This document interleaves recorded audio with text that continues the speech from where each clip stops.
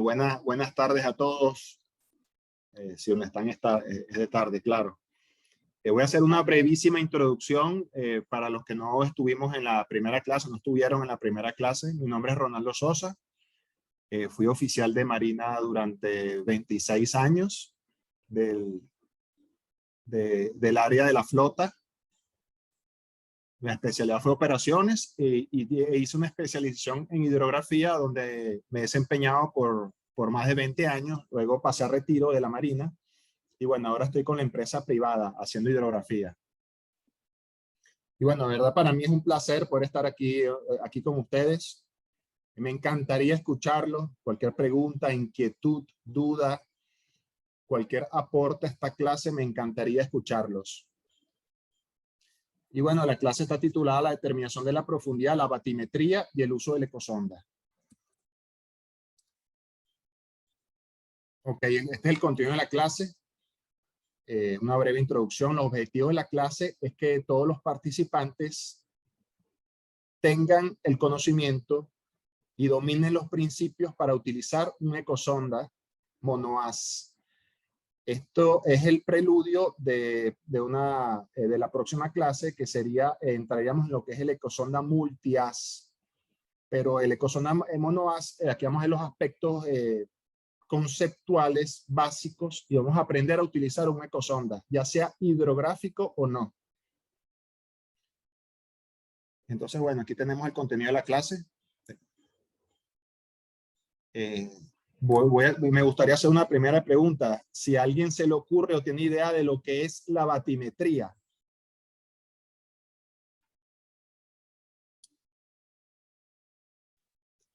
¿No le suena bat a nada? Bueno, bat es como murciélago en inglés, ¿no? Y es que por ahí va. Recordemos que hay algunos animales como los delfines o los mismos murciélagos que tienen un sentido, el sentido de la ecolocación, que a través de la emisión de ondas acústicas pueden percibir, pueden detectar cuerpos sólidos en la oscuridad, o en el caso de los delfines, las que están bajo la superficie del fondo, para efecto de la caza, ¿no? Y ese prefijo griego bat, eso es lo que significa la profundidad, ¿no? Y en nuestro caso, con el sufijo metría, es la medición de la profundidad. Ese es el concepto de batimetría. Entonces, bueno, inicialmente yo coloqué un concepto mío, de mi autoría. Está bastante sencillo. Está bastante sencillo, como lo pueden ver en pantalla. Recuerden que cuando hablamos de espacios acuáticos, nos referimos a tres. Nos referimos al mar, los ríos y los lagos.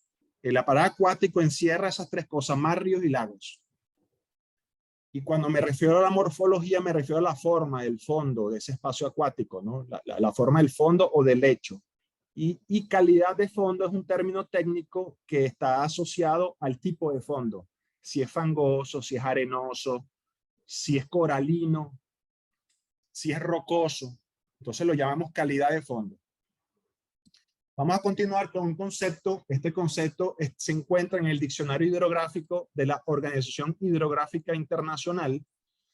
Es un concepto un poco más extenso.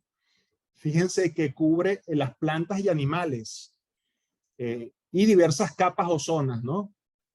Ciertamente hay ecosondas que están diseñadas para la pesca y hay ecosondas que están diseñadas para el estudio de las especies marinas, de los cardúmenes de peces, inclusive los cetáceos más grandes como las ballenas, los delfines.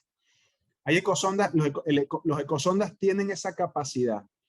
Sin embargo, la función principal hidrográfica, como les comentaba en una clase anterior, es la medición de las características físicas de las masas de agua para detectar la profundidad y la morfología y editar cartas náuticas.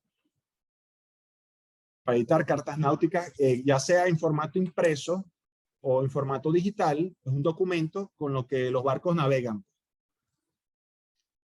Vamos a continuar. Hay un segundo concepto de cobertura batimétrica. fíjense que el concepto de cobertura batimétrica está directamente relacionado con el método que se emplee para realizar un levantamiento hidrográfico. El patrón de ese levantamiento y la capacidad de detección que tengan tanto los instrumentos, los materiales, los equipos y los sistemas utilizados para realizar ese levantamiento. En todo caso, como le comentaba hace rato, un ecosonda multi-haz tiene una capacidad muy superior a lo que es un ecosonda monohaz.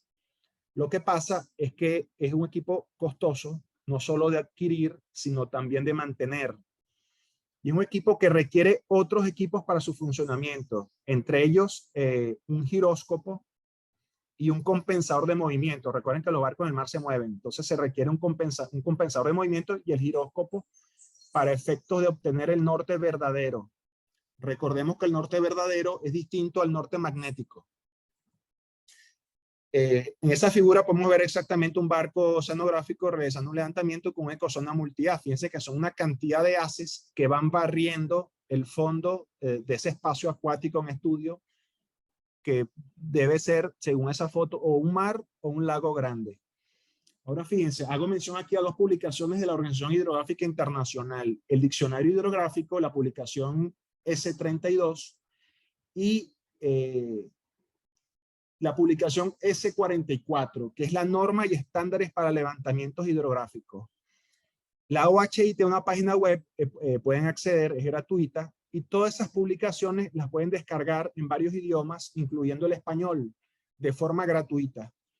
Entonces, seguramente van a conseguir ahí mucho más información de lo que podemos compartir nosotros en una hora académica. ¿Hay alguna duda hasta ahorita? ¿Alguna pregunta?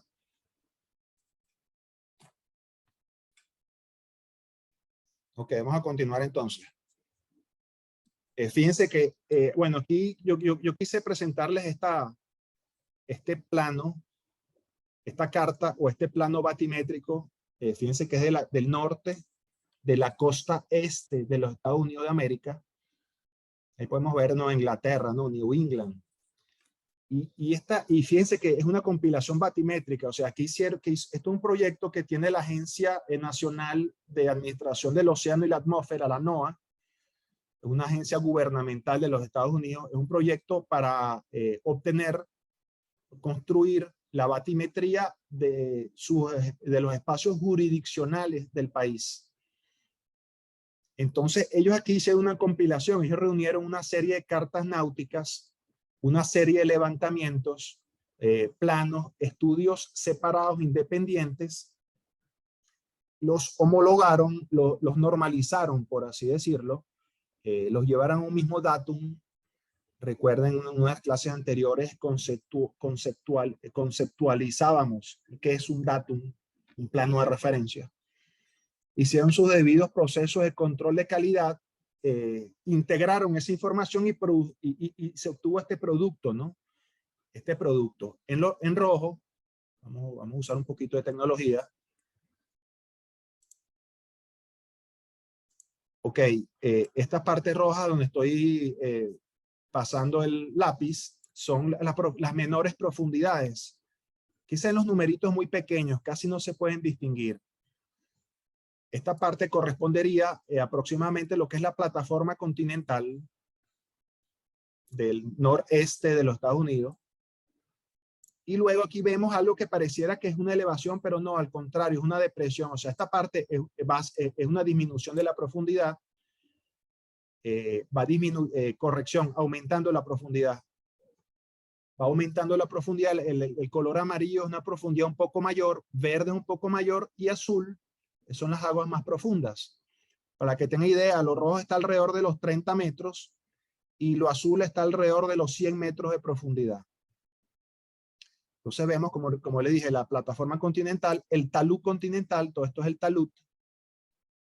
Y luego viene el fondo de los océanos, pues, con su topografía clásica.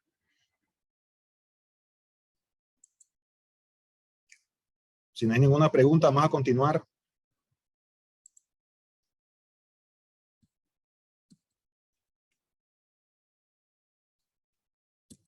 Ok. vamos entonces con un poquito con lo que es la propagación de sonido en el agua. Esto lo vimos en una clase anterior, entonces lo voy a tratar de que lo veamos un poquito rápido. En todo caso, si hay alguna pregunta, se lo agradezco y me encantaría, repito, escucharlos. Fíjense, recordemos que las masas de agua frías no se mezclan con las masas de agua caliente, ¿no? Entonces, en el mar, en los océanos, tenemos diferentes masas de agua en contacto, incluyendo aquellas que son movidas por la hidrodinámica, los procesos de hidrodinámica, las corrientes, y toda la incidencia de lo que son los vientos, las olas, la radiación solar, las presiones y hasta movimientos telúricos que son eventuales. Pero bueno, vamos a el sonido en el agua, todo lo que es acústica del submarina es importantísimo en la hidrografía, porque la mayoría de los sensores hidrográficos se manejan con sonido. Entonces, bueno, fíjense, ahí tenemos un concepto de reflexión, que es cuando una onda acústica que va en un medio, sí choca con otro medio y coloquialmente se devuelve, ¿no? Se refleja. Recordemos que el sonido, cuando yo hablo, ¿qué estoy haciendo? ¿Qué es el sonido? El sonido es la vibración, el cambio de presión de las moléculas del aire a través de una energía que se proyecta. En el agua es igual, se proyecta una energía que hace mover las moléculas, hay un cambio de presión y a través de una onda sinusoidal se propaga el sonido. En el agua, a una velocidad, en el agua de mar, a una velocidad promedio de 1500 metros sobre segundo, y en el aire a una velocidad promedio de 340 metros sobre segundo, lo que se conoce como Mach 1. No quiero salirme del tema, pero recuerden que aquellos aviones que miden su velocidad por Mach 1, Mach 2, Mach 3, varias veces la velocidad del sonido. Vamos a continuar entonces con los conceptos propios de la propagación del sonido en el agua, la acústica submarina. Está la refracción, que ya no es cuando esa energía choca y se devuelve, sino que es cuando la energía pasa de una masa de agua a otra, que hay un cambio en su trayectoria. Hay un cambio en la dirección de propagación. Ronaldo, perdona la interrupción. Tenemos un comentario en el chat de Alberto Joan, donde nos dice, ¿podemos combinar los GNSS para obtener resultados más precisos? Excelente pregunta, me ha encantado. Sí, eso es correcto. Eso es correcto. Usualmente en una computadora interfazamos lo que es el ecosonda con el GPS diferencial o el GPS GNSS. Esa información se integra, tanto la batimetría que viene desde el ecosonda como la posición que viene el GPS. La posición que en el GPS nos da una posición en el plano horizontal. Y ciertamente hay una incertidumbre horizontal. Y la posición que nos viene del ecosonda es el Z, ¿no? Es la profundidad. Entonces, XY del GPS más Z, que es la profundidad, eso se integra y constituye un dato bruto en esa computadora, en ese programa hidrográfico, que es un dato bruto que vamos a procesar para editar, integrar y consecuentemente sacar los planos batimétricos o las cartas de navegación. Es exactamente así como se hace hidrografía. Por eso es que me ha gustado tanto esta pregunta, y más allá de eso, bueno, refleja sin duda un análisis inteligente de la persona, del participante que hizo esa pregunta. No sé si puede satisfacer la respuesta, satisfizo fue satisfactoria la respuesta. Alberto, puedes escribir dentro del chat o incluso abrir lo que es tu audio para poder contestar a Ronaldo.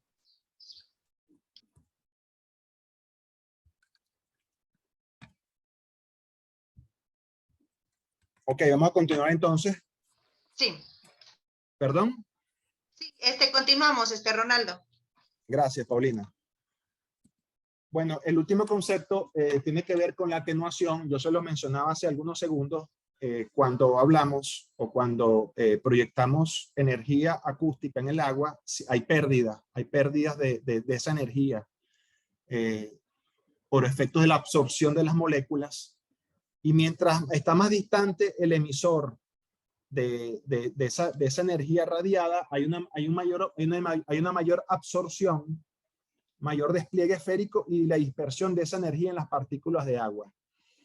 Recordemos que en el tema acústico hay tres elementos fundamentales: el emisor, el medio y el receptor. En este caso, el emisor es un ecosonda monohaz, que es lo que estamos estudiando en este caso, en la clase de hoy. El medio, como es hidrografía, es el agua. Entonces, me gustaría hacer una pregunta, Eliseo tiene una pregunta, Paulina, y voy a aprovechar para hacer otra pregunta. Si tenemos el emisor y el medio, ¿cuál es el receptor en este caso?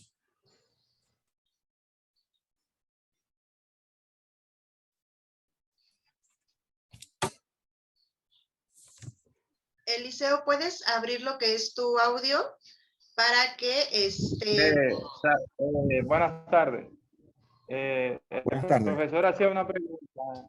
Yo creo que el receptor vendría siendo el aire, combinando con el agua a la vez.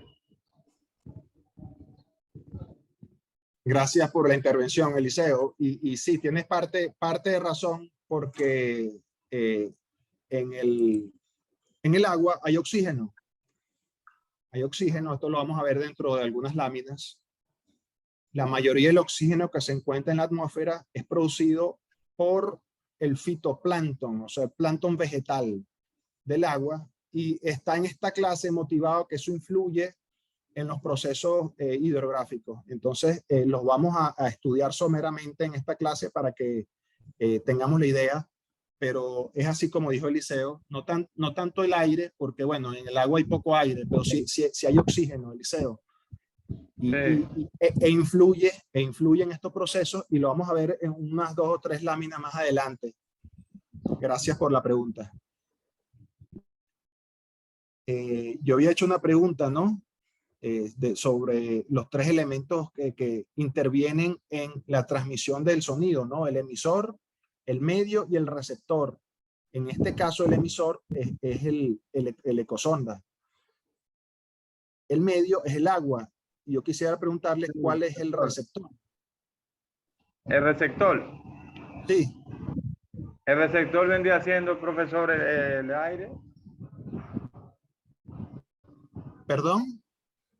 El aire viene siendo el receptor. El aire, sí. Gracias, Eliseo. Gracias por la respuesta. Sin embargo, fíjate, pasa que ciertamente tal vez la pregunta se la debía haber hecho unas láminas más adelante. Es el mismo ecosonda. El ecosonda emite la señal se propaga en el agua, choca con unos peces o choca contra el fondo de ese espacio acuático y se devuelve. Y es recibida por el mismo ecosonda para efecto del registro de la profundidad. Eso está más adelante. Creo que Eliseo tiene razón, yo me adelanté un poco en la pregunta. Debía habérselas hecho posteriormente. Vamos a continuar. Bueno, aquí fíjense, aquí continuamos con el tema de la absorción acústica. Esto es importante porque esto es como la energía acústica se va perdiendo en el agua, ¿no? Y va causando una disminución en el alcance de ese ecosonda. Esto está directamente relacionado con la frecuencia. Recordemos, esto lo vimos en la clase anterior, y bueno, voy a aprovechar para hacer la pregunta. Si estamos sondeando en aguas someras, en aguas llanas, y tenemos un ecosonda que tiene frecuencia baja y frecuencia alta, ¿qué frecuencia elegiríamos para hacer un levantamiento? ¿Frecuencia alta o frecuencia baja en aguas someras, en aguas llanas? ¿Qué opinan ustedes?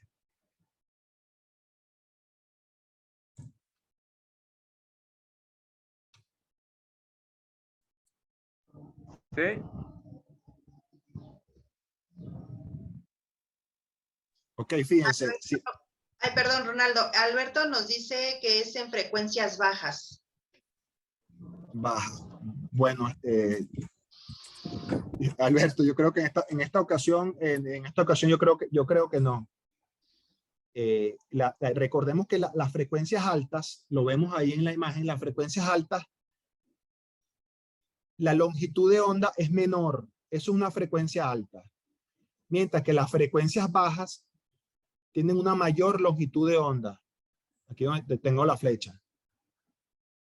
Entonces, si vamos a sondear en aguas llanas, necesitamos Profesor. una mayor precisión y no necesitamos tanta potencia, porque Profesor, el fondo está cerca.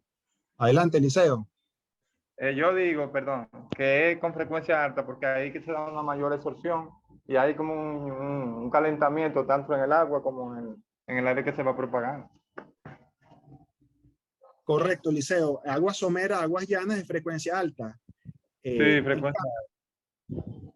En cambio, si vamos a sondear aguas profundas, necesitamos que nuestra onda acústica llegue a necesitamos una mayor potencia, es una mayor distancia. Y sacrificamos un poquito la precisión con baja frecuencia. Recordemos, baja frecuencia, mayor longitud de onda. Sin embargo, esta lámina que estamos viendo, el propósito de ella es que entendamos que la absorción acústica o la disipación, la absorción acústica o la disipación de energía en el agua, obviamente disminuye el alcance de la ecosonda. Está relacionada con la frecuencia, que es lo que acabamos de conversar. A mayor temperatura del agua existe una menor absorción acústica. Y bueno, y estos son los factores fundamentales: la temperatura del agua, la salinidad y la presión en la absorción acústica. Y la absorción acústica genera la disminución de la amplitud de una onda. Sin embargo, no varía ni la longitud ni la frecuencia. ¿Ok? Se lo voy a repetir. La absorción acústica, que es esa pérdida de energía y la pérdida de alcance por disipación de la energía, ocasiona la disminución de la amplitud de una onda acústica, más no la longitud de la onda ni la frecuencia. ¿Tenemos alguna pregunta hasta ahora?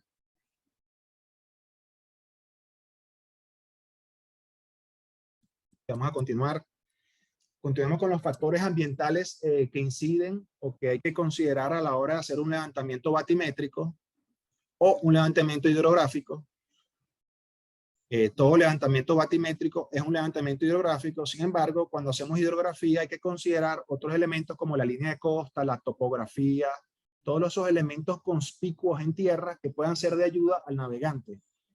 Fíjense, la cantidad de energía que retorna al transductor. El traductor es ese componente del ecosonda que es el encargado de transmitir, de proyectar el sonido en el agua. Lo vamos a ver un par de láminas más adelante. El traductor del ecosonda convierte un impulso eléctrico en sonido. Ese sonido se proyecta en el agua. Como le dije anteriormente, choca ya sea con peces o con el fondo o con otro objeto y se devuelve al ecosonda. Corrección, se devuelve al transducer, que es un componente del ecosonda, y a través de aquella fórmula que aprendimos en bachillerato, que dice distancia es igual a velocidad por tiempo, pero en este caso son dos distancias, porque es el tiempo que demora la señal en ir y regresar. Esa es la fórmula del ecosonda, ¿no? Entonces, esa energía, la calidad de esa energía o la forma como esa energía acústica va a retornar al transducer del ecosonda para darnos la profundidad, tiene que ver con el fondo de ese espacio acuático en estudio. Fíjense en esa primera imagen, la onda acústica sinusoidal en la parte A se refleja casi que omnidireccionalmente, ya que es un fondo liso. Entonces no hay un ángulo que altere esa onda o que influya. En la B, fíjense que son como rocas que están en el fondo. Entonces esa onda acústica choca con esas cosas, es como un rayo de luz. Choca con esas piedritas, con esas rocas y se refleja también hacia otras partes y no solo se devuelve. Y en la parte C es un fondo como arenoso, ondulado, y también provoca que las ondas que han sido transmitidas por el ecosonda se reflejen hacia otros lugares. Ronaldo, ¿Sí? Alberto nos pregunta en el chat, ¿podemos combinar la ecosonda con GNSS? Sí, es correcto. Creo que esa pregunta es similar a la que se hizo iniciando la clase. El GNSS es un receptor del sistema de posicionamiento global que tiene algunos beneficios muy precisos y mediante la posición del GPS obtenemos corrección. Mediante ese equipo GNSS obtenemos la posición que en una computadora y en un programa hidrográfico se integra con los datos de profundidad provenientes de la ecosonda y así es como se integran los datos para editar o realizar un plano batimétrico. Los datos de la ecosonda por una parte y los datos del GPS por otra parte, lo vamos a ver al final de esta clase con más detenimiento. Vamos a continuar con los factores ambientales que inciden en la acústica submarina. Bueno, ahí está lo que le dije ahorita. Un fondo acuático rocoso refleja bastante la onda porque es duro, ¿no? Es cuando la onda acústica choca con la roca, se devuelve fácilmente. La arena absorbe un poco más esa onda, sin embargo, también la refleja. Pero por el contrario, si el fondo es fangoso, va a absorber un poco más esa energía acústica, se va a reflejar menos y nuestro registro en el ecosonda va a ser más débil. Entonces, todo esto son una cantidad de variables, de factores que tenemos que considerar a la hora que estemos utilizando un ecosonda. Fíjense que en la figura que está más a la derecha, hay un gráfico donde refleja en función a la calidad del fondo, si es barro, arena, roca, los hay coralinos también, qué tanto vamos a tener un retorno de esa energía acústica proyectada. ¿Alguna duda hasta ahora? Ok, vamos a continuar.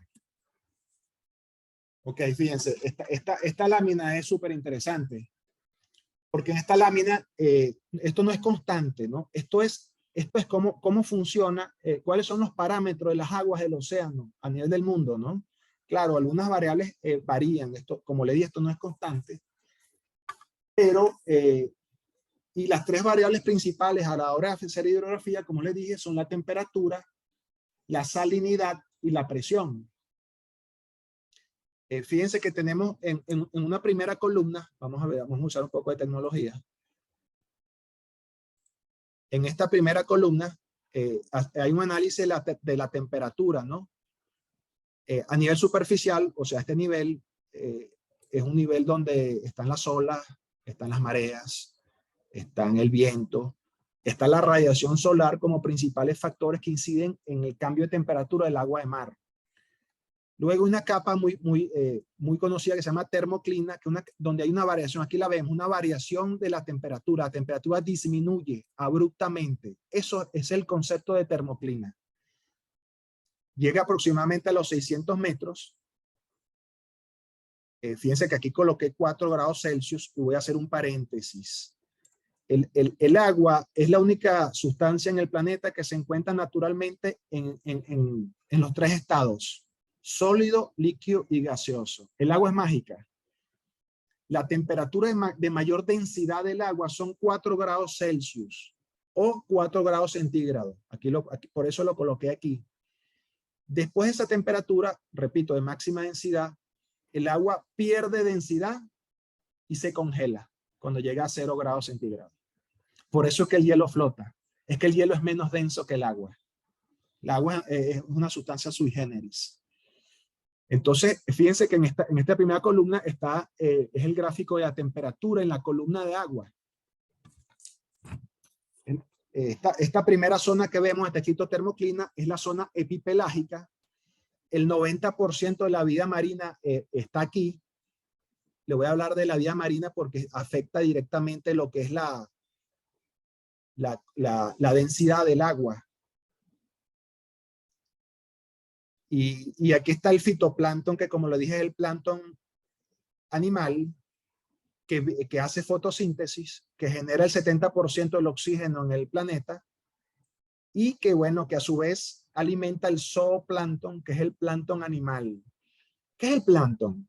El plancton, esto me parece súper apasionante y es que estamos entrando en lo que es la oceanografía biológica. El plancton son los pequeños animales que viven en el mar.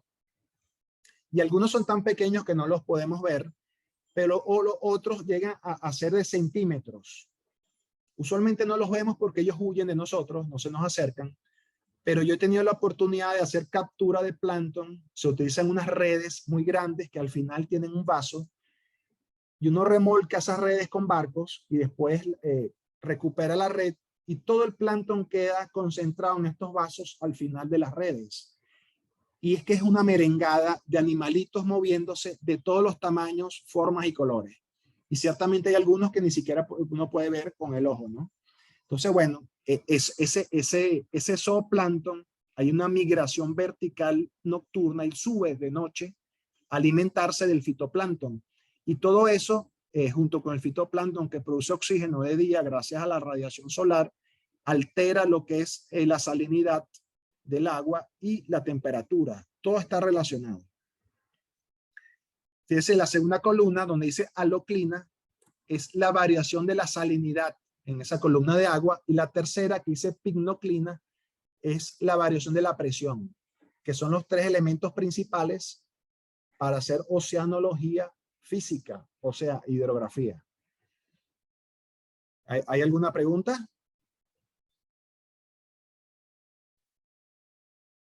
Fíjense que la profundidad promedio de los océanos está alrededor de los 3.500 metros, en la misma profundidad donde está hundido el Titanic. Ahí estamos hablando, ya pasamos la zona mesopelágica, que es alrededor de los 1.000 metros, donde están los seres vivos con bioluminiscencia, estos a los 1.000 metros. Después vamos a la profundidad promedio de los océanos, que está por alrededor de los 3.500 metros, donde está el Titanic, que ya es una zona batial.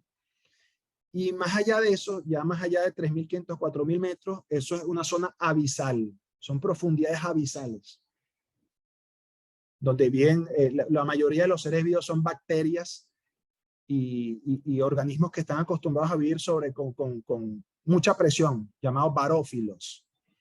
¿Hay alguna pregunta con esta lámina?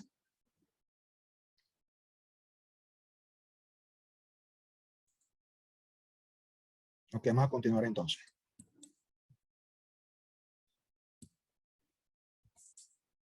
La salinidad, bueno, ahí tenemos un concepto de salinidad, ¿no? La cantidad de sólidos disueltos en el agua de mar. Se define por partes por mil, y hay un símbolo ahí de lo que es la parte por mil. Su promedio es 35 partes por mil. En la práctica, la salinidad no es medida directamente en el agua, sino que lo que se mide es la conductividad eléctrica a través de un equipo que se llama CTD, Conductivity Temperature Depth, o sea, conductividad, temperatura, profundidad. Lo vamos a ver más adelante. Yo tengo la foto de los CTD. Y bueno, fíjense, hay un gráfico ahí de lo que le hablo ahorita del fitoplancton en función, y hay una relación ahí de la radiación solar y la cantidad de oxígeno disuelto que produce el fitoplancton. Y esto afecta, como les dije, la densidad del agua y la conductividad, que es uno de los elementos mediante los cuales medimos la velocidad del sonido en el agua para efectos de calibrar el ecosonda. Es un dato fundamental a la hora de operar un ecosonda, la velocidad del sonido en el agua. Vamos con otro factor ambiental fundamental. Ya vimos que uno es la velocidad del sonido en el agua. Otro factor ambiental importantísimo es la marea, ¿no? Porque es que es la batimetría. Estamos sondeando, estamos recopilando datos de profundidad, pero recuerden que el nivel del mar sube y baja. Realmente hay mareas terrestres también. El suelo continental o insular también sube y baja. Lo que pasa es que es mucho menos perceptible por el ser humano y, claro, es mucho menos. Pero las mareas en el mar sí son considerables, ya que se miden en metros, y eso afecta la batimetría, porque podemos tener una profundidad, pero esa profundidad varía con relación a las mareas. Fíjense que ahí estoy empleando unos términos que me gustaría conversar. Recuerden que la marea es la variación del nivel del mar, hacia arriba y hacia abajo. Y tenemos que tener esos datos de marea en el momento en que capturamos cada sonda. La captura es un término técnico de la escuela española. La captura de datos, que es hacer batimetría, medir las profundidades. Y ciertamente ahí habla un plano de referencia. Y esto lo conversamos también en clases anteriores. Recuerden que el nivel medio del mar, lo que está ahí escrito como NMM, corresponde al geoide, a esa superficie de equipotencial gravitatorio, ¿no? Y ciertamente es un plano de referencia. A la hora que hacemos batimetría, medimos las profundidades para proyectos de ingeniería de costa, construcción de muelles, hoteles, infraestructura, etcétera. Pero si estamos haciendo batimetría, hidrografía, para la edición de una carta náutica, para que un barco navegue, ¿cuál nivel de referencia creen ustedes que debemos utilizar? ¿Cuál plano de referencia?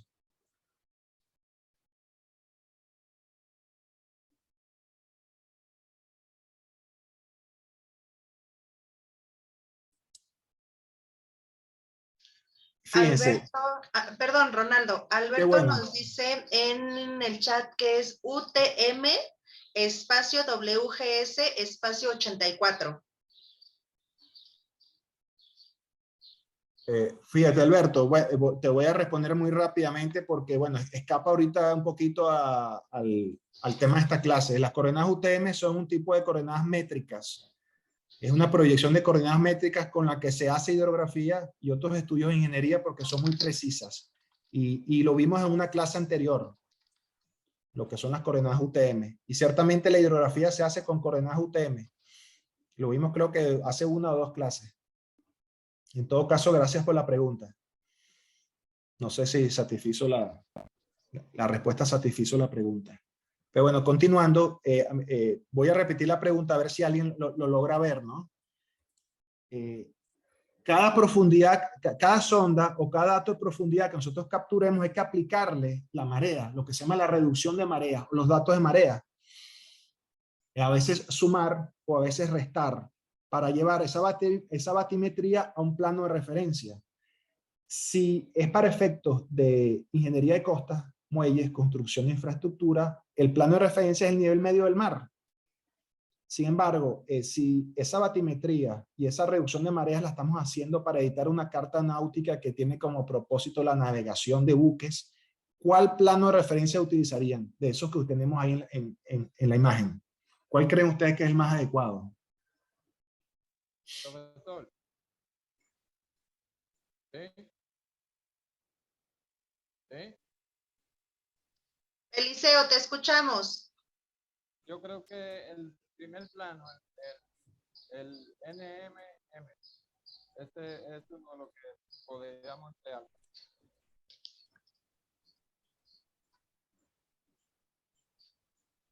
Paulino, no puede escuchar. Eliseo nos dice que el que se tiene que utilizar es el NMM. Ok. Fíjate, Eliseo, como le dije, el nivel medio del mar lo utilizamos para proyectos de ingeniería de costa. Sin embargo, los buques, muchos de ellos son buques mercantes, que su calado varía. ¿Qué es el calado? El calado es la cantidad de agua que hay desde la línea de flotación hasta la quilla, o sea, hasta la parte más baja de un barco. Eso varía porque el buque se hunde a medida que tiene más carga. Ese calado también se conoce como obra viva porque está bajo el agua y bueno, bajo el agua siempre hay biomasa, organismos vivos.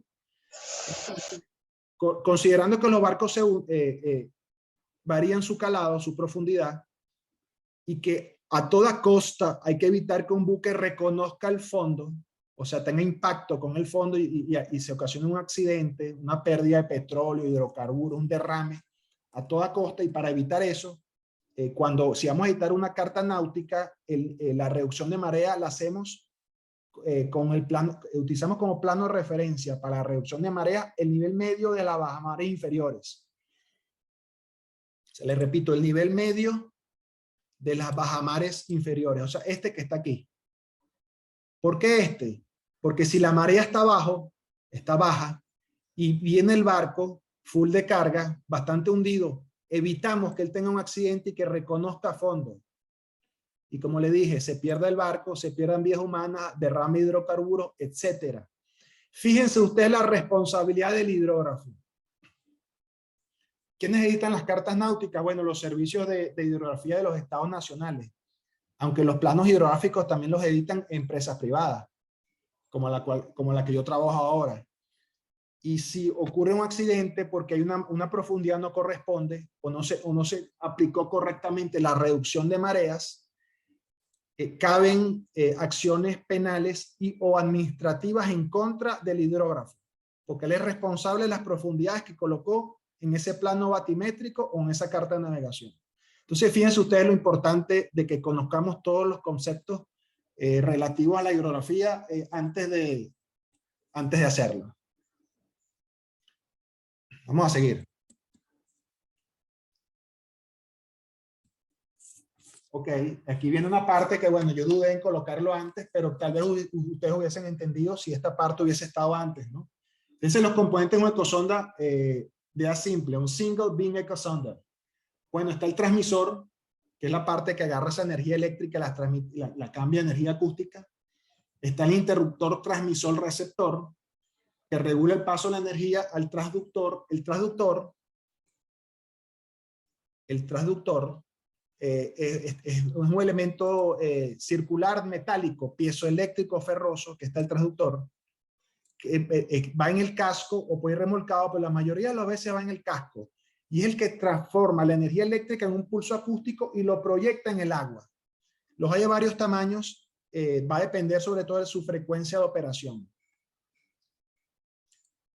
Está el receptor de esa señal que el traductor proyectó la señal acústica en el agua, la señal acústica viajó, chocó con un cuerpo sólido y regresa al transductor.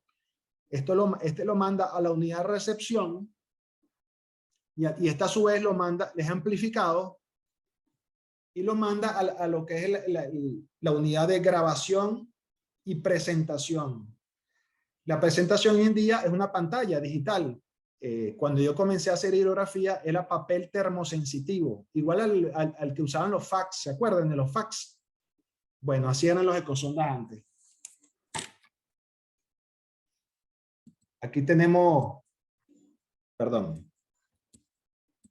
aquí tenemos la imagen de un ecosonda moderno. Es como una caja negra, ¿no? Y todo se ve en la computadora. Fíjense que en la pantalla de esta computadora está el ecograma, que es el registro de profundidades.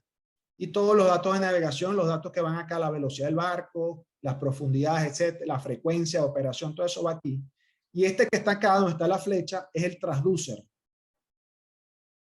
Esto debe ser un sensor de movimiento para equiparar o contrarrestar el movimiento del barco. ¿Ok? Y como decía Eliseo, fíjense que aquí dice posición y heading. La posición viene dada por un GPS. Por aquí van datos en formato NEMEA, en su mayoría NEMEA 183, aunque hay un formato nuevo, ya hay formatos más avanzados en NEMEA. Pero aquí van los datos de posición que se integran con los datos de profundidad en este programa hidrográfico. Y así tenemos una idea de cómo se hace un levantamiento hidrográfico, que lo vamos a ver con más detenimiento en otra clase. Ronaldo, Alberto pregunta, ¿esos datos se muestran en tiempo real? Excelente pregunta, Alberto. Sí, es correcto. Esos datos se muestran en tiempo real, pero no son los datos definitivos. Son los datos .raw, o sea, raw, son datos brutos que requieren de procesamiento. Porque esos datos hay que introducir en la corrección, la reducción de marea, que lo vimos en la lámina anterior. Si el ecosonda no fue calibrado según la velocidad del sonido, hay que introducirle también entonces los datos de la velocidad de sonido en la columna de agua. Eso a través de un archivo similar a los archivos de Excel. Por un lado están las profundidades y por otro el tiempo, las profundidades, y uno le introduce la corrección de la velocidad del sonido. Entonces hay que procesar esos datos y luego integrarlos, ¿no? Después que los datos están procesados, tienen formato .edt editado, y luego hay que integrarlo para efectos de imprimir esa hoja de bote, que es un borrador del plano batimétrico, y hacer el debido proceso de control de calidad. Y cuando se integran todos los datos editados, el archivo es .xyz. Ese es el formato del archivo. De todas maneras, todo esto lo vamos a ver con más detenimiento posteriormente. Por ahora vamos a seguir. Bueno, fíjense, ya hablamos de la frecuencia de la ecosonda. Recuerden que hablamos que si la frecuencia era baja o alta, ¿no? La frecuencia baja, por supuesto, la onda tiene una mayor potencia y tiene la bondad de que penetra los sedimentos. Los sedimentos pueden ser el fondo del mar. Si queremos saber cómo está compuesto, cuál es la calidad, no solo del fondo, sino del subfondo, tenemos que utilizar una frecuencia baja. Pero también a veces hay que penetrar el fluff, esos sedimentos que están en suspensión cerca del fondo y que generan un eco falso de profundidad. Eso se penetra con baja frecuencia.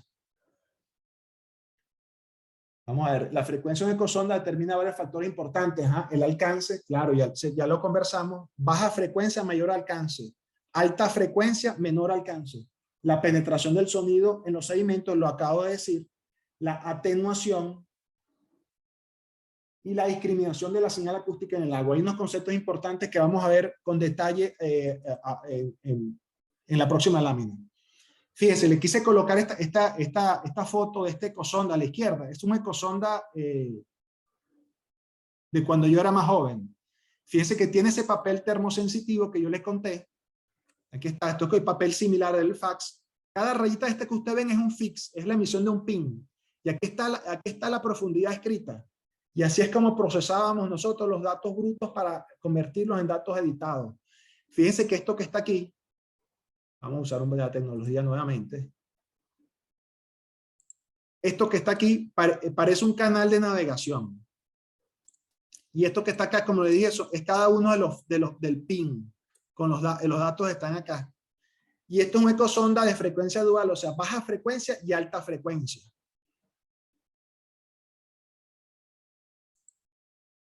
Vamos a seguir en aras del tiempo. Ok, el rango es el alcance de la ecosonda. Ya esto lo vimos, está directamente relacionado con la frecuencia. Y hay tres rangos básicos, ¿no? Aguas someras, aguas llanas, que es de 0 a 200 metros de profundidad. Y utilizamos frecuencia alta. Las frecuencias altas están cercanas a los 200 kHz. Después están las aguas intermedias, de 200 a 1500 metros de profundidad, donde hay que comenzar a utilizar frecuencias un poco más bajas, de 200 a 50 kHz. Y bueno, están las aguas profundas a partir de 1500 metros de profundidad, que hay que utilizar baja frecuencia, o sea, de 50 a 12 kHz. Aquí tenemos el cálculo de la longitud de onda. Fíjense, ¿no? Esta es la longitud de onda. Entonces, bueno, aquí tenemos para 50 kHz. Lambda es la longitud de onda. C es la velocidad de sonido en el agua. Por eso coloqué un promedio de 1500 metros sobre segundo, aunque ya sabemos que varía la velocidad del sonido en el agua. Y F es la frecuencia, en este caso, de la ecosonda. Entonces, vemos que para 50 kHz, la longitud de onda son 3 centímetros. O sea, esto es una baja frecuencia, 50 kHz.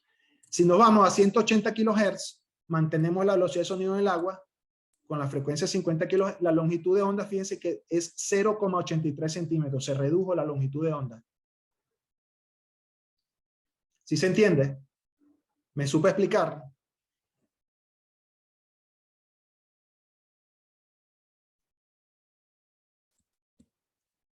Bueno, si no hay preguntas, continuamos. Ok, esta lámina, fíjense, estos son ecogramas. Esto es un ecograma de un ecosonda de A simple. En la parte izquierda está una frecuencia aproximada de 38 kHz. Fíjense que hay una penetración. Este es el fondo del mar. Y la forma del fondo. Creo que aquí dice 15. 30, si puede ser. Fíjense que hay una penetración de los sedimentos por parte de la onda acústica. Penetra el fondo. y los geofísicos y algunos hidrógrafos podemos interpretar qué material son estos que están acá, en función a la imagen y a los colores. Aunque los equipos para hacer geofísica o prospección sísmica no es un ecosonda de A simple, sino un sub-bottom profile que tiene una frecuencia aún más baja, aproximadamente 3,5 kHz.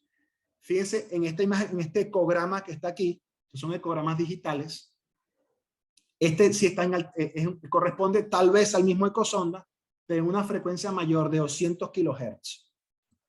Y aquí tenemos un ecograma del equipo que yo le mencioné ahorita, que está un perfilador de subfondo, un sub-bottom profile, que es un equipo diseñado para estudiar el subfondo de un espacio acuático, o sea, lo que está por debajo del fondo. Y eso ya se estudia con horizontes. La línea roja sería el fondo de ese espacio acuático.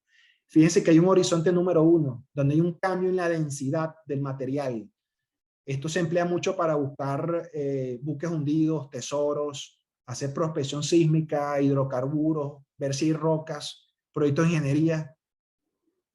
Pero esto ya no es un ecosonda, esto ya no es un ecosonda de A simple, sino un perfilador de subfondo. Les repito, 3,5 kHz. Vean la diferencia de frecuencias, ¿no? Alta frecuencia para A simple, baja frecuencia para A simple y más baja frecuencia para otro equipo. En aras del tiempo voy a continuar. Longitud de pulso es otro de los elementos que tenemos que considerar a la hora de operar un ecosonda hidrográfico. Es la distancia física entre el inicio y el fin de cada onda, de cada pulso acústico. Y es directamente proporcional al tiempo de transmisión. Mientras hay mayor tiempo, hay mayor energía proyectada en el agua y va a haber un mayor alcance. O sea que mayor longitud de pulso, mayor alcance. Bueno, ahí abajo lo dice. La longitud de pulso determina la cantidad de energía que que proyectamos en el agua. Con una misma potencia, cuanto mayor sea la longitud de pulso, mayor sea el alcance de ese ecosonda, ¿no? Fíjense que aquí hay unos ejemplos para una longitud de pulso de 0,3, 1.3 o 10 milisegundos. Esas son las opciones para la mayoría de las ecosondas de 50 kHz de frecuencia baja, o para 180 kHz con una frecuencia más baja, las longitudes de pulso opcionales son 0,15, 0,3 y 1.3 milisegundos. Fíjense que alta frecuencia tiene menor longitud de pulso, porque es que ya se está colocando más energía en el agua con alta frecuencia. Entonces las longitudes de pulso son menores. En cambio, con la baja frecuencia necesitamos un mayor alcance y necesitamos una mayor longitud de pulso. ¿Sí se entiende esta parte?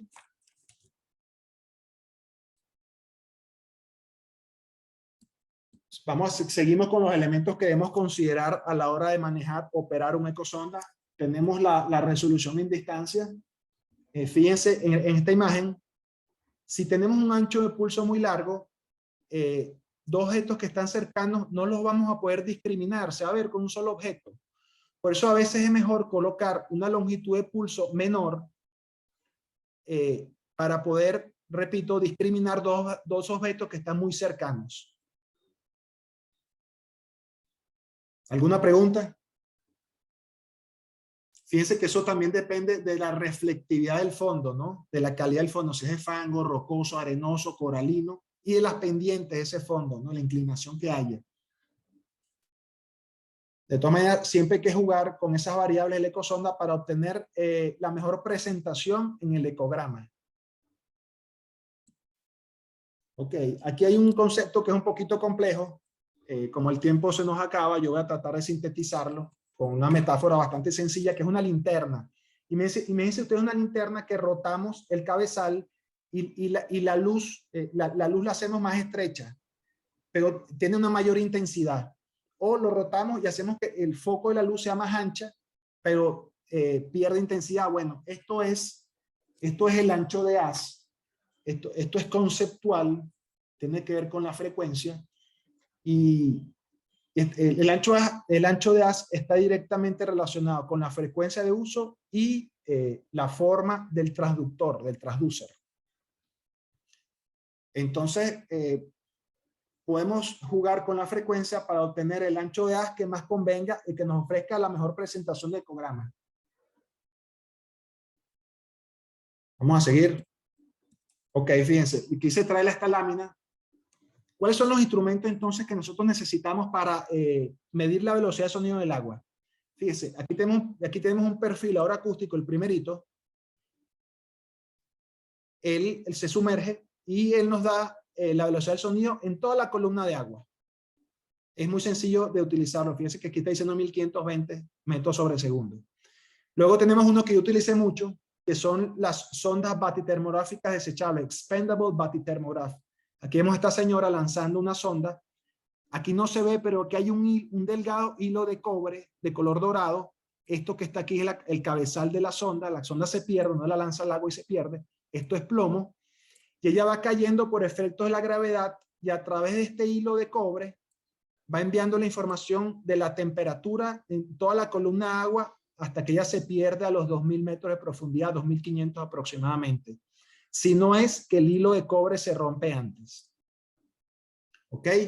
Luego aquí tenemos una roseta multibotella, pero lo importante de esta roseta no es ella, es que en el centro de ella va una sonda multiparamétrica, que está. Esta sonda yo también la utilicé. La carcasa, por cierto, es de titanio. Yo con ella la alcanzamos hasta unos 1500 metros de profundidad con ella. Ella mide todos los parámetros. Es como un CTD. ¿Se acuerdan que yo les hablé de CTD? Que es un aparato para medir la conductividad, la temperatura y la profundidad. Conductivity, temperature, depth.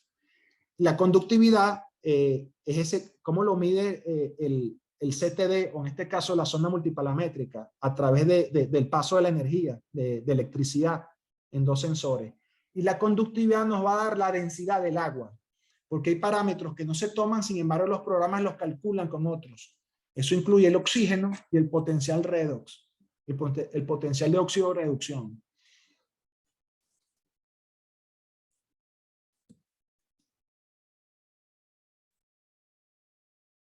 Fíjense que la hidrografía está directamente relacionada también con la oceanografía biológica, ¿no? Son ciencias afines. Fíjense, si no tenemos ninguno de esos equipos para obtener la velocidad de sonido del agua y calibrar nuestra ecosonda, hay un método que es más tradicional, inclusive hasta más económico. Yo también lo he hecho y todavía lo sigo haciendo, que es el método de la barra. Es el método de la barra. Vamos a explicárselo. Es muy sencillo. Aquí tenemos una lancha, ¿no? Aquí está el transductor y en la parte de arriba, como dijo Eliseo, o fue Alberto, en la parte de arriba está el GPS. Entonces se amarra el transductor. Bueno, esta es la instalación de la ecosonda, ¿no? Una driza a la parte adelante de la embarcación, una driza hacia atrás y el bastón, ¿no? Entonces, a través de una barra metálica que puede tener una o dos drizas que la sujetan. Estas drizas, que donde tengo el lápiz, están marcadas. Pueden estar marcadas por metros. Entonces, colocamos esta barra metálica debajo del transducer y medimos la profundidad. Pero es que la profundidad la vamos a saber porque esta driza la tenemos marcada. Entonces, en función a eso y al promedio de la profundidad, vamos calibrando nuestro ecosonda. Recuerden que este transducer también tiene cierta profundidad que está aquí, que hay que metérsela, ¿no? El draft, que es el calado del transducer. ¿Me hice entender con esta explicación?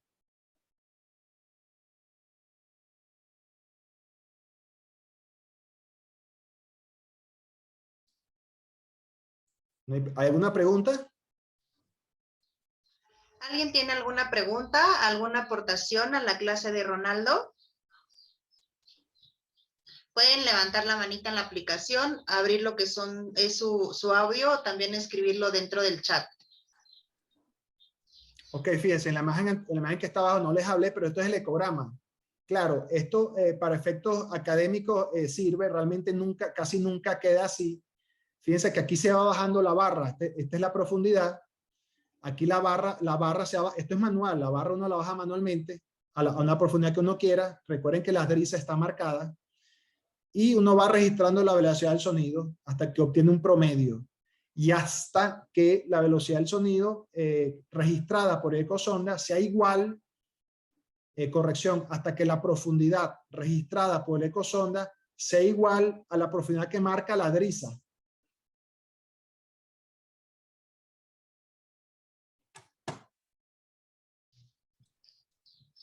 Rolando, ya se nos terminó el tiempo.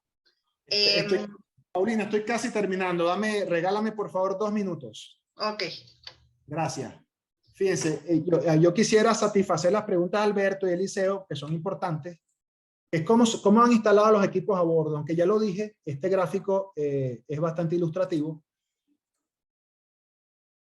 Porque aquí tenemos el transducer del ecosonda. Ya hablamos de eso, tenemos el ecosonda en sí. Y bueno, a través de un cable serial o actualmente USB va a una computadora que tiene un programa hidrográfico, un software hidrográfico. Pero por acá viene una señal NEMEA de, como bien dijo Eliseo, de un GPS. Entonces, en el programa hidrográfico se integra los datos de posición del GPS con los datos de profundidad del ecosonda. Bueno, ahora sí terminamos, Paulina, y a mí me encantaría abrir aunque yo sé que ya cumplimos con la hora, a mí me encantaría abrir unos minuticos por si hay alguna duda, alguna pregunta o alguien que quisiera aportar algo no quedó claro. Claro, lo pueden hacer y sin ningún problema, Ronaldo. Si tienen alguna pregunta, alguna aportación a la clase, con mucho gusto.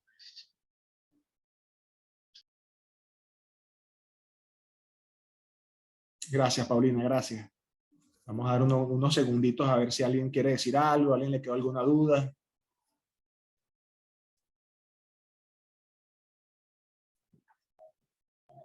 Sí, buenas tardes. Muy interesante la clase sobre el uso de ecosondas.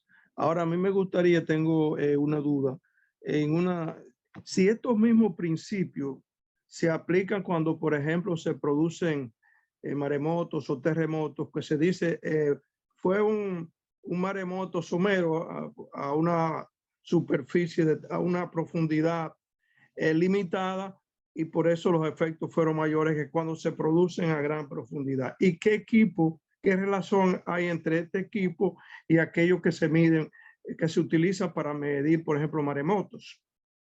Porque parece que los fundamentos están relacionados. ¿Él podía explicarnos algo al respecto? Muchas gracias y excelente presentación.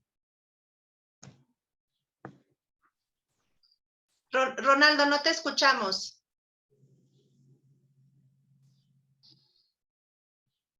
Ronaldo, ahí está, ya, listo. Sí me escucha, ok.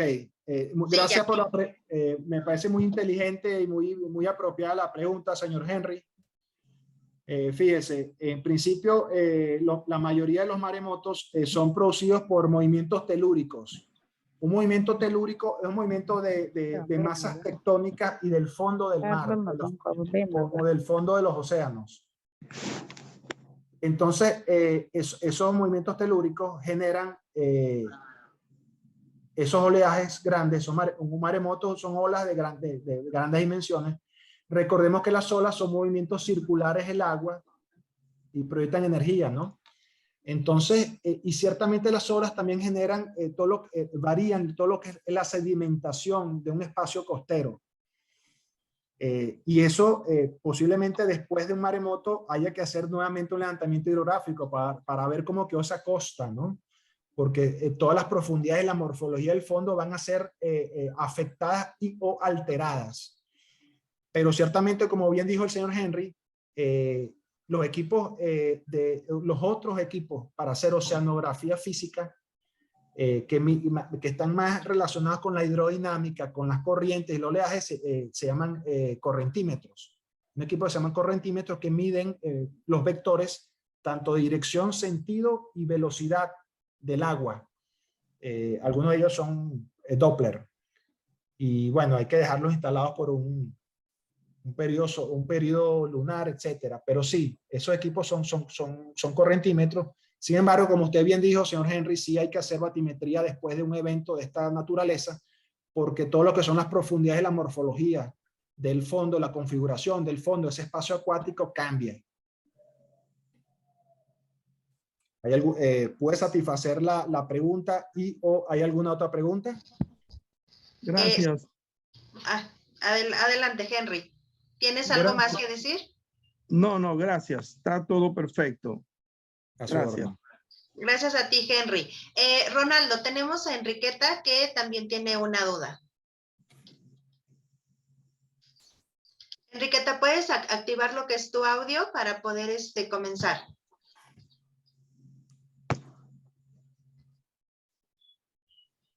No te escucho. No sé. Sí. Pasa, ¿no? Ok. Hay más de una duda que ni una pregunta.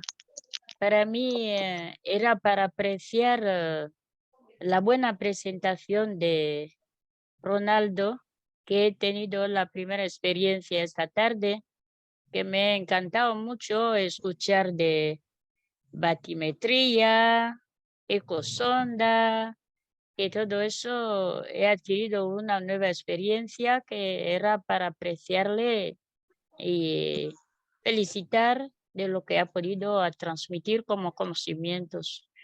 Eso no era que tenía una duda porque no está dentro de mi ciencia, solo sería bien y me ha gustado. Muchas gracias.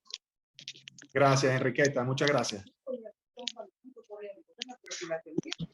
Ronaldo, en el chat nos ponen, ¿podemos obtener curvas de nivel del lecho marino?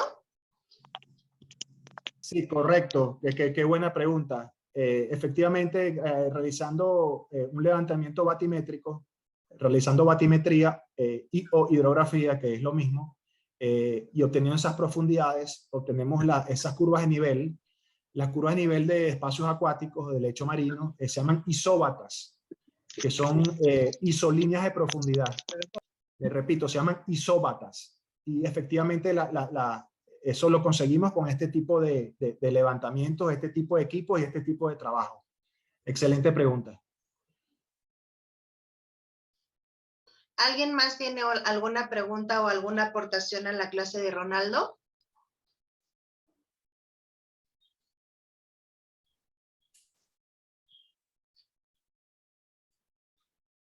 Alberto nos dice, excelente, muchas gracias. Gracias, Alberto. Entonces, damos por finalizada lo que es la clase Ronaldo. Esperemos que nos volvamos a encontrar con este tipo de temas. La verdad es que transmites toda la experiencia que tienes y como lo decía Enriqueta, para mí también es algo nuevo.